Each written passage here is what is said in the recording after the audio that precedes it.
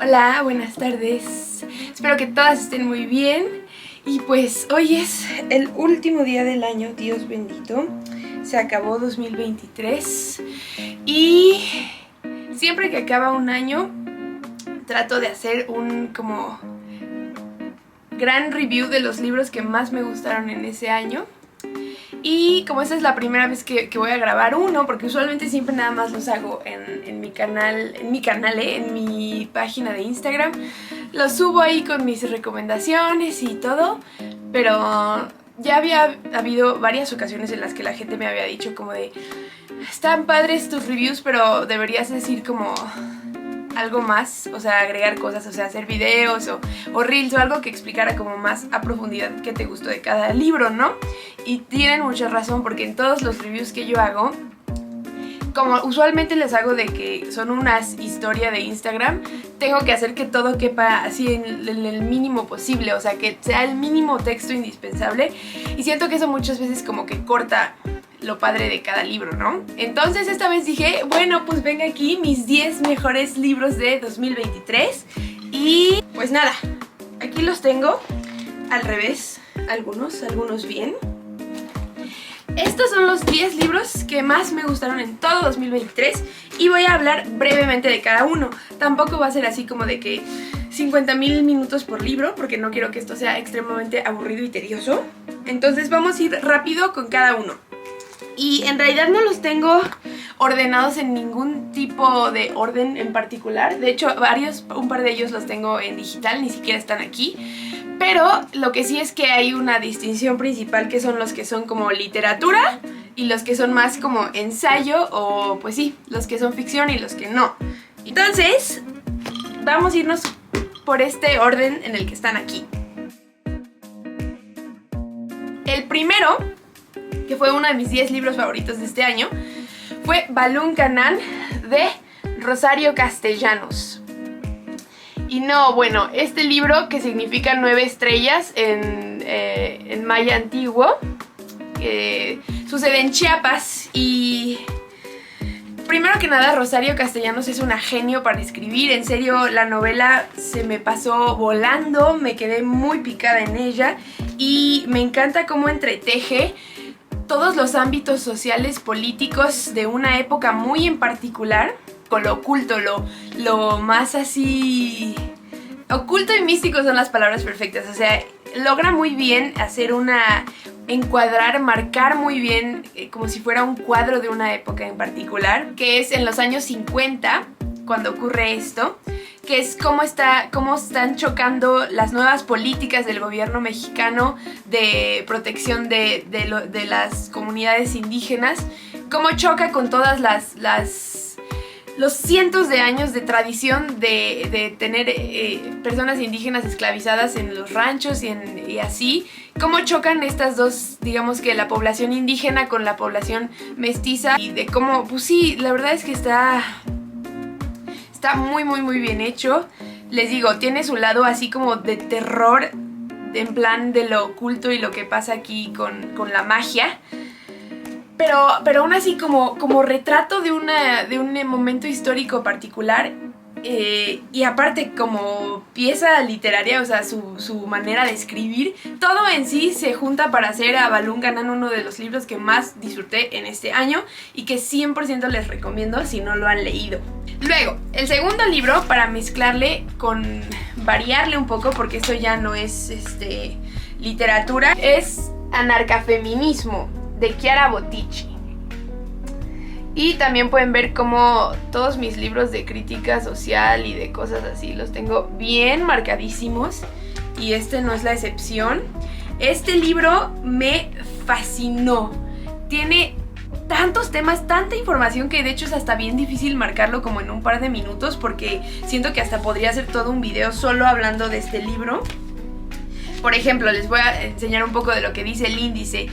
Cuerpos en plural y su opresión, o sea, cadenas de opresión. Luego la filosofía de la transindividualidad, que está súper basado en Spinoza. Eso es uno de los puntos que más me gustó, que es como un individuo no solo es un individuo, no es algo concreto y separado y ajeno al mundo así como si cada individuo fuera una fichita completamente dividida del mundo, sino lo que te hace ser a ti quien eres es las relaciones, son las diversas relaciones que te componen, y tú no eres porque eres un objeto aislado, sino eres dentro de esas relaciones, ¿no? El ser es un proceso, entonces no existe ninguna, digamos, delimitación de la existencia. Se suele creer que como que la piel es el límite y de aquí para afuera ya es la otredad y de aquí para adentro soy yo, y no, toda esta noción de la transindividualidad nos ayuda a entender los cuerpos desde una nueva visión, porque no eres solamente esto, ¿sabes? Eres un resultado de todas las relaciones, tanto biológicas como sociales, como temporales, como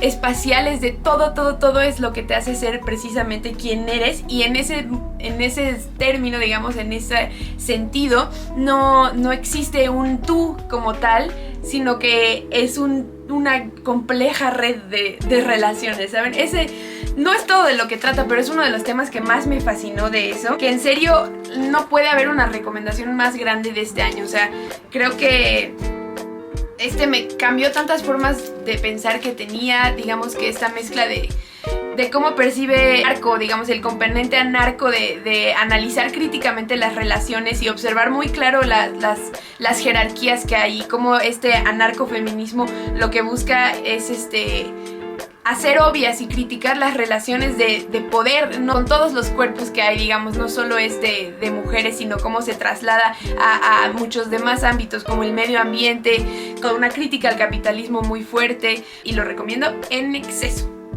Pasando al siguiente, tenemos Matadero 5 de Kurt Vonnegut. Este lo leí por recomendación de mi papá, que le encantó, y la verdad es que a mí también me gustó mucho. Se me hizo tan fluido, digamos que la manera en que entrelaza lo que está ocurriendo con la historia con su forma de escribir, hace que todo encaje de una manera excelente. Como el personaje principal fue a la guerra y todo lo que vivió, se llama Matadero 5 o la Cruzada de los Niños, porque hacen justo al principio esta crítica de cuántos menores de edad fueron a la Segunda Guerra Mundial y cómo en realidad debería llamarse Cruzada de los Niños, ¿no?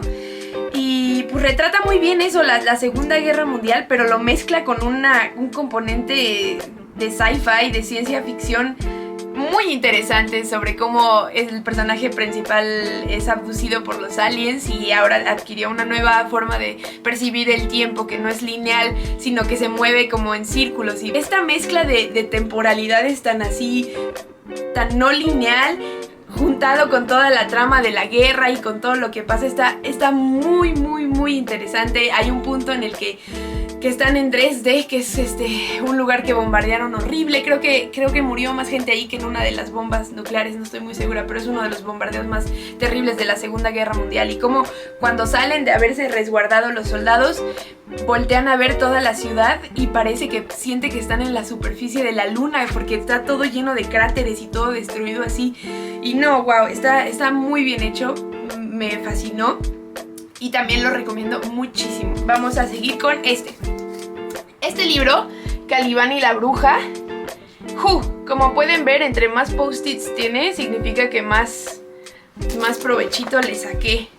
Y no, hombre, este libro es una joya. Lo que Silvia Federici, que es una feminista marxista, propone aquí en Calibán y la bruja es que el capitalismo solo se pudo, digamos, que establecer bien como modo de producción y etcétera, a través de desprestigiar a las mujeres. Y el ejemplo más obvio es precisamente la Casa de las Brujas. Se fue desprestigiando toda la sabiduría de las mujeres y todo lo que ellas tenían, tanto en la medicina como en la casa, como en la tierra. Todo se fue desprestigiando para así poder meter una nueva autoridad, que en este caso era el Estado-Nación, cuya forma de funcionar era el capitalismo.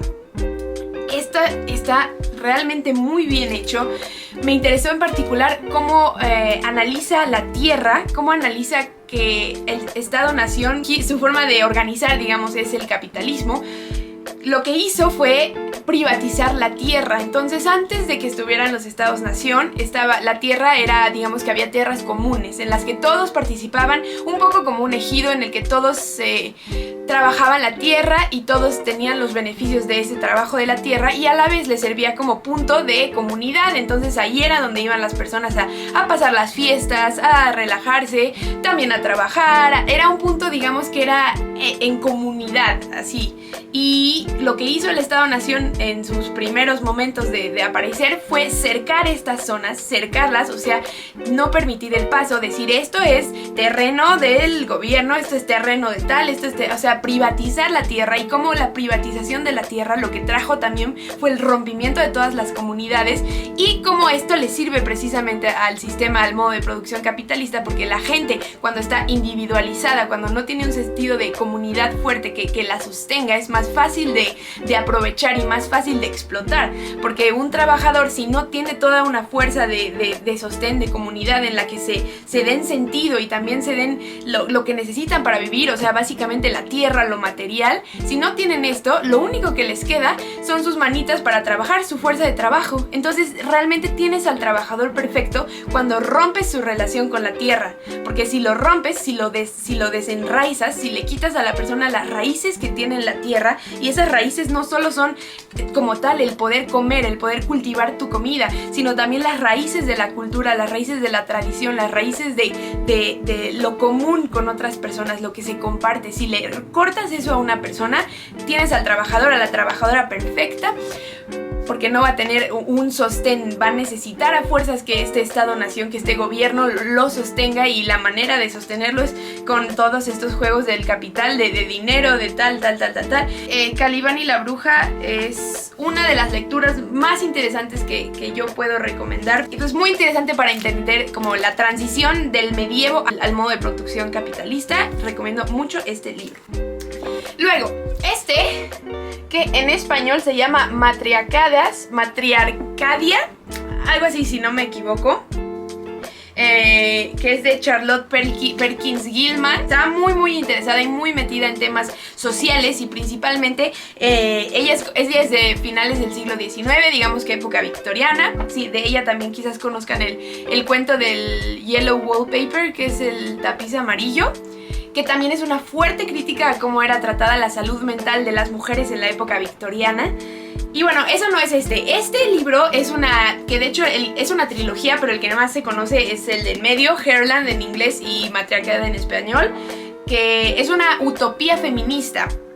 Y justamente la menciona Silvia Federici, justo por eso la empecé a leer, porque aquí la mencionan en Calibán y la bruja. Pero lo que dice Silvia es que los sci-fi, las ciencias ficciones, ya sean películas, libros, cómics, lo que sea, siempre reproducen las lógicas del sistema en el que ya vivimos. O sea, nunca se expanden a entender otras maneras de existir, ¿saben? O sea, como que piensen en Star Wars, incluso en Dune, en la Duna, en todos los que quieran pensar, siempre son como colonialismo, pero en las estrellas, ¿saben? O sea, piensen en la Duna, o sea, son los mismos asuntos que hay aquí, de opresión, de relaciones jerárquicas, de un pueblo que llega y es colonizado, de la lucha por los recursos. Siempre se van por eso. O sea, todas las ciencias ficciones, al menos que yo conozco, son una reproducción de los mismos valores y las mismas narrativas que tenemos aquí en la Tierra, ¿no? Y esta utopía, yo siento que por eso es fantástica, es muy interesante, porque propone nuevas maneras y es una nueva historia. De hecho, hasta si la leen, quizás sea como, sin en específico el primer libro, que es más bien como una etnografía de cómo está la sociedad en ese punto, de cómo resignificaron la relación con el trabajo, y ahora es algo más como comunitario, es como un comunismo, literalmente. En eso se me hace muy interesante este libro, porque replantea cosas y replantea toda la sociedad en torno a la educación de las infancias. Entonces, lo más básico en el mundo, en esta utopía, es que todo gira alrededor de que en comunidad se educa a las infancias. Y se me hace como wow, súper interesante. También explica cómo están acomodadas, como que ya se rompió esta idea de familia así nuclear que tenemos muy ahorita, capitalista, de mamá, papá, hijo, hija, y cómo da como una exploración muy nueva a qué significa la familia, a crianza, cómo puede ser algo colectivo. Y en ese sentido esta ciencia ficción está muy interesante, lo recomiendo muchísimo, muy entretenido. Las 3 novelas, si tienen chance de leerlas, pues están muy cortas cada una. Este librito son las 3 y pues muy recomendado. Y el primero que tengo es Feminismo y Ecología. Y el segundo es La violación de lo salvaje, Rape of the Wild. Y también, como ven, lo tengo bien anotado. Estos dos son, digamos, dentro de todo el tema de dónde se mezcla el género y la ecología, fueron los que más me gustaron. Vamos a empezar con Feminismo y Ecología de Mary Mellor, y para eso nos podemos ayudar un poco del índice. Entonces, como ven, tiene las mujeres y el medio ambiente, pensamiento ecofeminista, mujeres y naturaleza, el feminismo y el movimiento verde, ecología social, etcétera, etcétera, etcétera. Y siento que lo que más me gustó de este libro es cómo reta mucho esta idea que nos venden hoy en día de que como mujeres estamos más unidas a la naturaleza, y muchas veces se nos vende eso, principalmente en esferas como de espiritualidad y así, se vende mucho la idea de que como mujeres estamos bien unidas. Y aparte, topen esto, porque nos venden mucho que como mujeres, muchas veces es como mujeres biológicas, o sea, hay un hilo muy delgadito que puede cruzar a ser bien transexcluyente en este...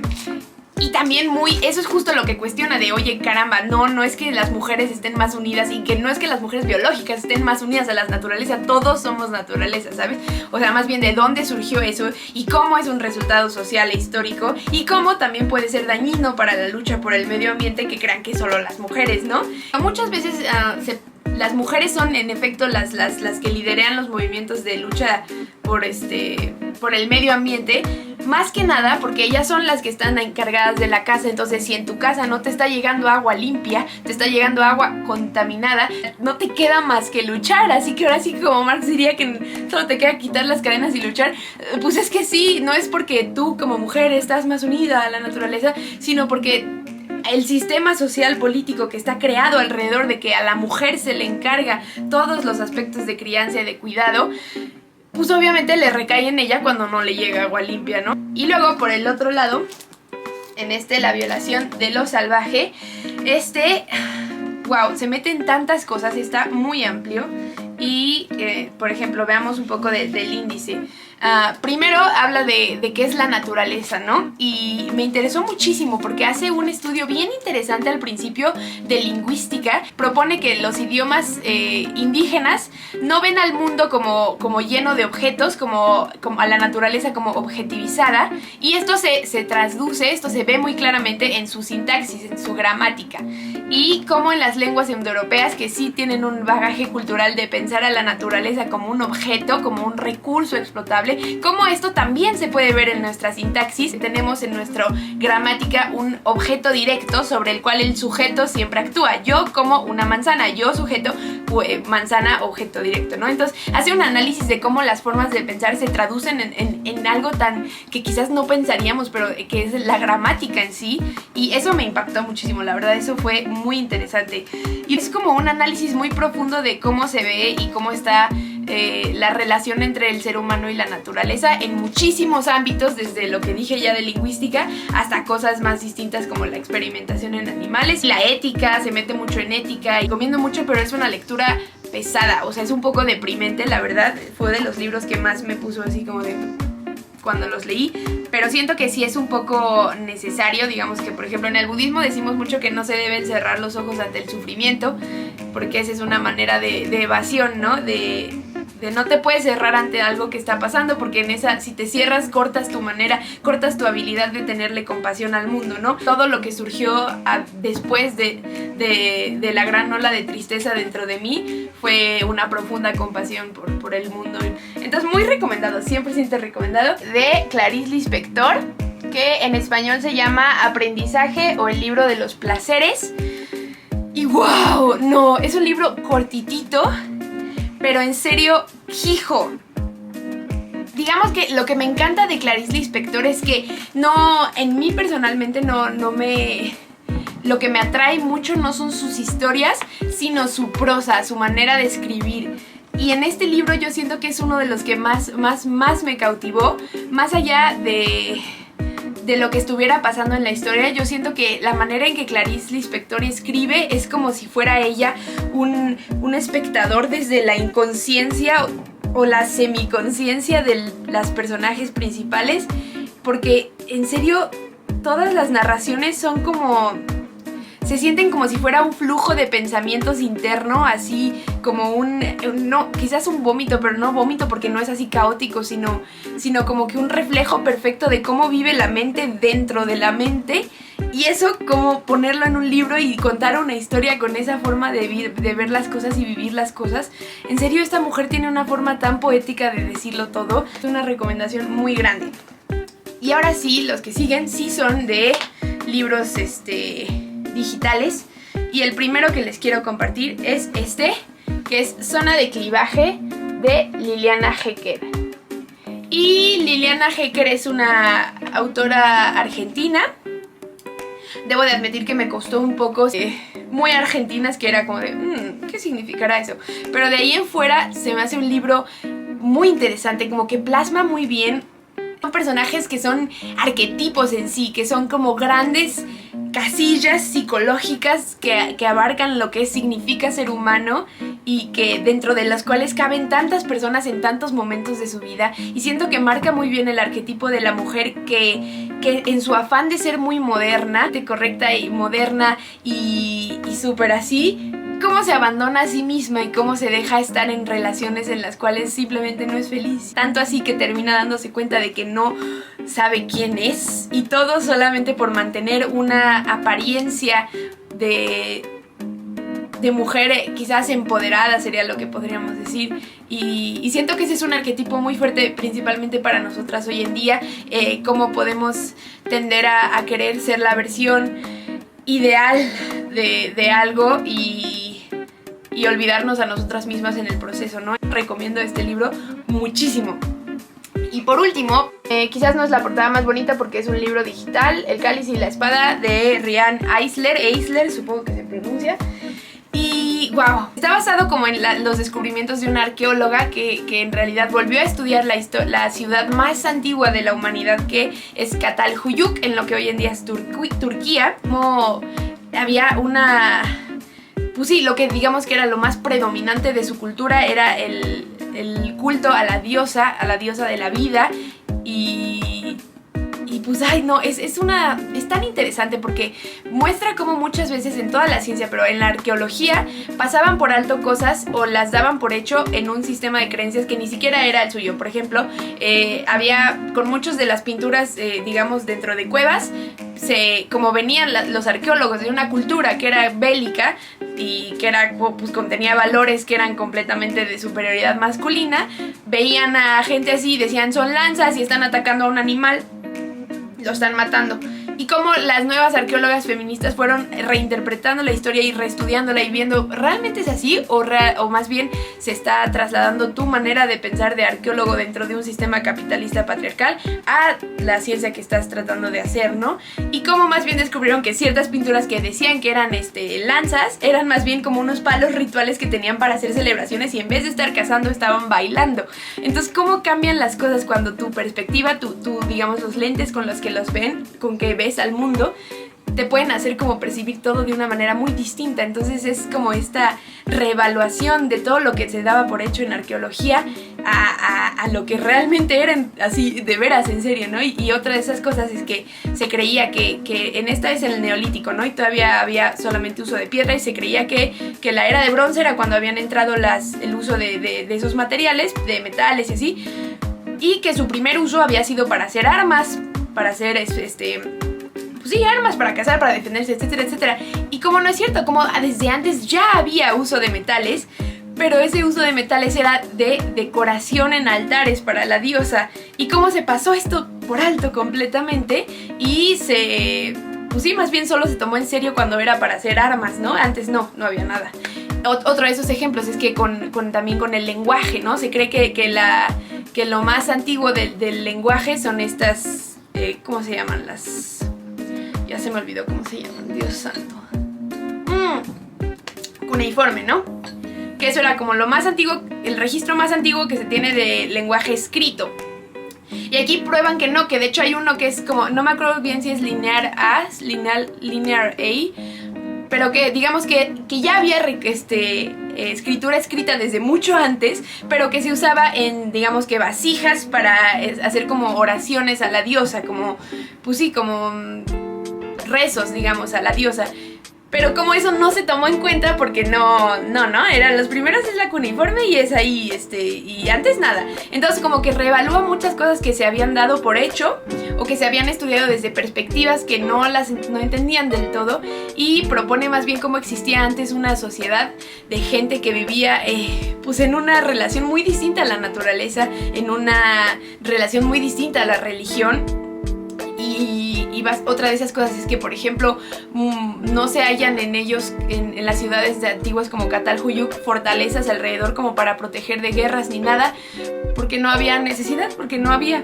Y de hecho se asentaban en lugares cerca de ríos o cerca de vistas bellas de la naturaleza, simplemente por el hecho de que les gustaba mucho apreciar la naturaleza y vivir en un entorno bello, ¿no? Cosas que quizás arqueólogos antes digamos, de principios del siglo XX o finales del siglo XIX quizás habían pasado completamente por hecho porque no les cabía en la cabeza con el set de valores que traían, ¿no? Entonces es una reinterpretación y un estudio muy fuerte de arqueología, y lo recomiendo muchísimo, está muy interesante. Y con eso terminan todos los libros, bueno, los 10 libros que más me gustaron del año. Yo siento que estos como que encapsulan la energía que tuvo mi año en términos de lecturas. Y pues nada, espero que les haya gustado. Y si ya leyeron algunos o si los van a leer, pues por ahí me dicen. Bonito inicio de año, bonito fin de año y ¡saludos!